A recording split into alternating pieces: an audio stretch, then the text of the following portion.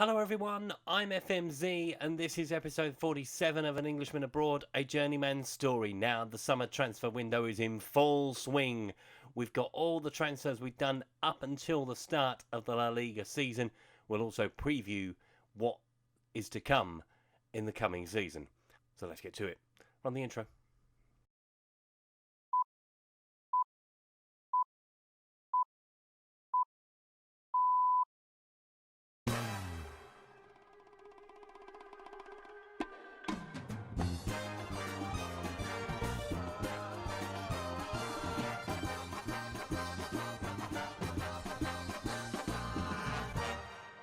So as you can see, there have been two outs, major outs, in fact, both to Paris Saint-Germain. We'll start with Thibaut Courtois. So starting with Thibaut Courtois. So he has gone to Paris Saint-Germain for £15 million with someone coming in part exchange. We'll have a look who that was in a minute. And it was a decision that Thibaut Courtois himself made. He said when they put in an offer that he wanted to leave. I said no, and that would allow him to leave for a fee. Paris Saint-Germain met that fee. We decided to then go down the part exchange route. So he left mainly because I didn't want to keep an unhappy player at the football club, and we'll see who his replacement was shortly. The other player that's left us and that has gone to Paris Saint-Germain, as I've mentioned, is Marcus Llorente. So he's gone in part exchange. We'll have a look who he went in part exchange for shortly. He was another player that I deemed surplus to requirements. I don't really like to play the diamond shape in midfield, so we've got enough central midfield players. So Marcus was allowed to leave. Plus he had a high value, and you'll see why shortly. Now let's start with the incoming, shall we? And we start with a Galactico. We start with Dele Alli, bought in from Tottenham Hotspur for a fee of £75 million, eventually rising to £88 million. It makes him the most expensive English player to come to La Liga. And I was delighted to get this one done, personally.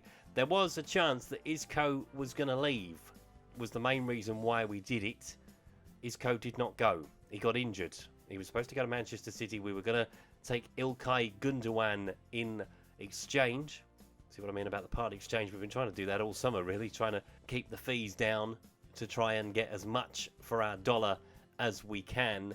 So Dele Alli has come in, dribbling of 16, finishing of 16, technique of 16. He is a 4-star player. He's on £220,000 a week. That's not a problem to us. And he's a player that I know particularly well, so I was glad to get this one over the line. The next signing we procured in the summer was the services of Juan Miranda. Now, he was part of the part exchange deal that saw Thibaut Courtois move to Paris Saint-Germain. So we got £15 million for Courtois, with Miranda valued at £44.5 million. So we were expecting about 60 for Thibaut Courtois. So that's about right, really. It's probably more than what we were hoping for, to be perfectly honest. And with Marcelo and Karim Benzema leaving in the summer, left back was a position where we needed a player. This kid, I've admired him for a very long time. Since I found out of his existence, I've been trying to get him. So we tried to get him with Real Betis, we tried with Leicester. He has finally joined me at Real Madrid, of all places. And it's his physical attributes that stand him out from the rest.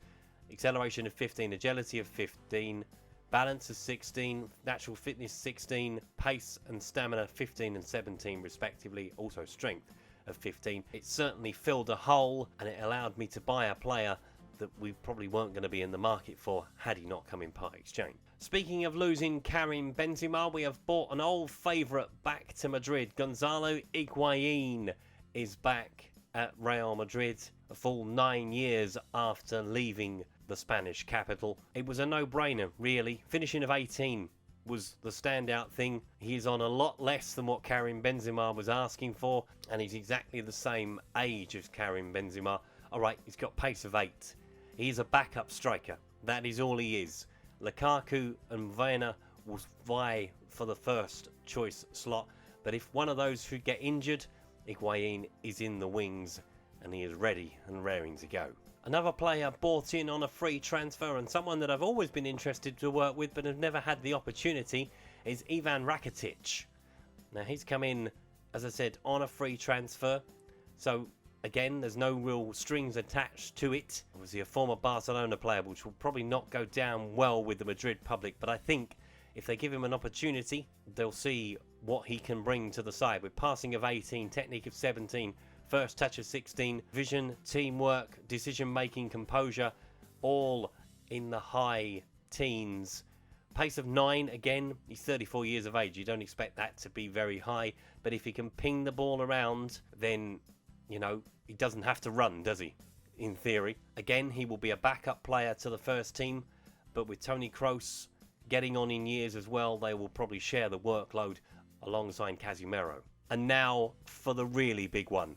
Kepa Arrizabalaga has been bought in from Paris Saint-Germain for a fee of £69 million, including Marcus Llorente, so we've got a very good deal here from Paris Saint-Germain. Now, in hindsight, I probably could have used Kepa in part exchange for Thibaut Courtois.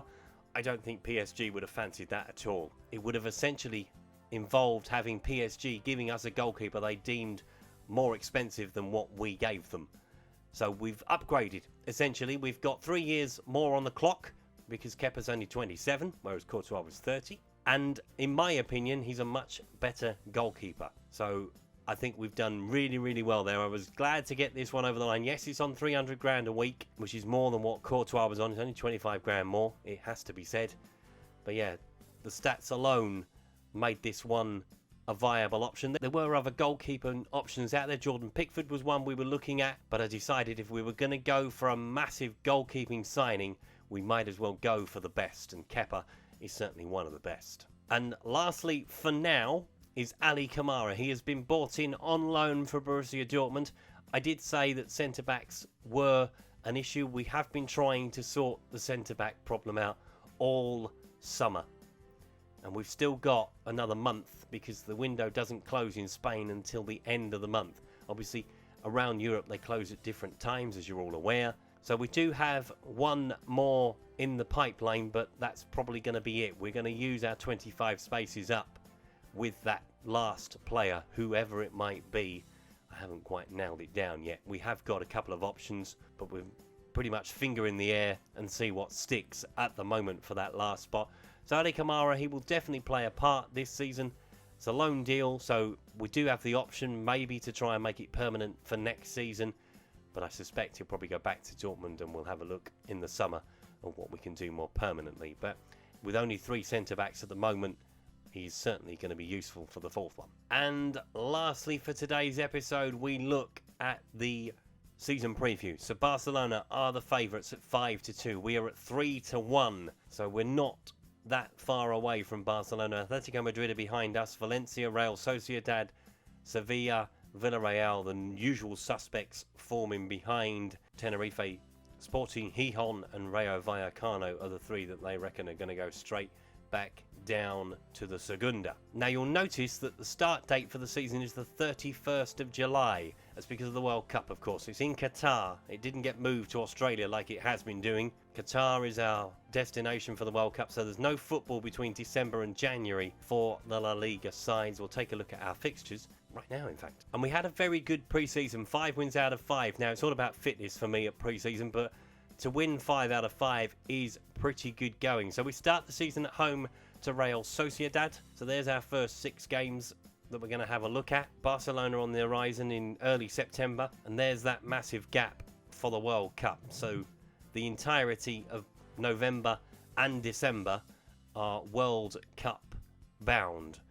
The Champions League falls into January, which I've never seen it do before, but obviously the World Cup takes precedent over everything that happens domestically, and then we go right through to the end of May when we're at home to Valencia on the final day, hopefully lifting the La Liga title. And that is the aim. Hopefully you're happy with what we've bought in. I'm relatively pleased. If I can get another centre-back over the line, I will be absolutely delighted with that window. We've strengthened where we needed to. Dele Alli, alright, you might see him as a unnecessary signing, but I think to have options behind the striker, you can never have too many options to rotate, particularly when we're going to be playing 3 competitions. Obviously the Champions League will take precedent, but we want to try and do well in the Copa del Rey as well as La Liga. Obviously the league is the bread and butter. as you all know. So we'll jump back in for the first 6 fixtures of the season, and you'll find out who that centre-back is that we bring in. There will be one. We are not going to go into the season with only the 3 recognised centre-backs. So if you've enjoyed today's video, please leave a like. If you haven't subscribed to the channel but like to do so, please click the subscribe button down in the corner. That was episode 47 of An Englishman Abroad, a Journeyman Story. I will see you next time for the first 6 games of the season. Thanks for watching. Goodbye.